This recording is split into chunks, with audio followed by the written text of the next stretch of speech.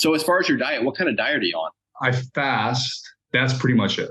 So I mean, this is something that doesn't really apply to everybody else simply because I've been lifting weights for so long that I have this muscle built up that constantly needs fuel to be sustained. Sure. So I don't really follow a specific diet. I don't really try to watch what I eat in terms of, I prioritize protein. I always get at least 150 grams of protein per day.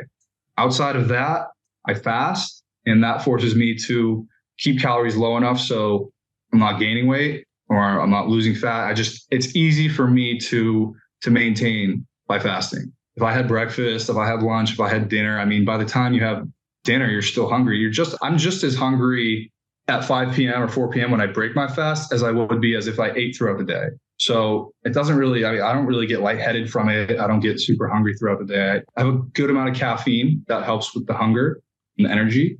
But I fast. I make sure I have my fats, my carbs, my protein, and I don't count calories or anything like that. I haven't counted calories and I look the way I do. So I eat till I'm full a lot of the time and I'm good. Not the best diet. And I eat in a way that allows me to continue to look the way I do. I mean, to look a certain way, you have to check off certain boxes. Sure. A lot of people think they need they need to be on point with 1,000 different things. But in reality, it's just 2 things: protein, calories. That's it. If your calories are where they need to be, if your protein's where it needs to be, you're going to be able to either lose fat and build muscle at the same time, or whatever you want to do. It all comes down to that.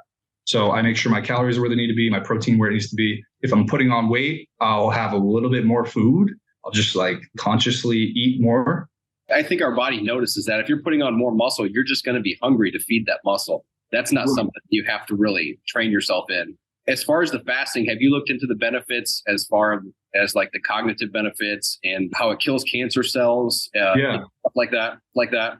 I absolutely have. Yeah. The reason why I actually did start fasting was that guy, Alex Becker, the videos that I was watching. And he said that it was, if you wake up and, you eat a bunch of food and you're just foggy throughout the day, you're slow. When I don't eat breakfast, I don't eat lunch. I'm just steady throughout the day.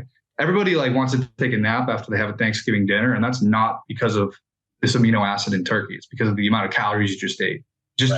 All the blood from your brain and your muscles just goes into your stomach to digest. So it makes sense. All your blood is draining and going into your stomach to digest everything. Not 100%, but it feels that way. And the insulin and carbs and sugar, not that they're bad, but it causes your body to shift focus from fight or flight, working hard, getting job done. I think it's a lot of you have to go out and hunt to get your food.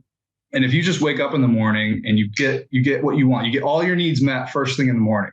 The rest of the day, you're kind of I'm good.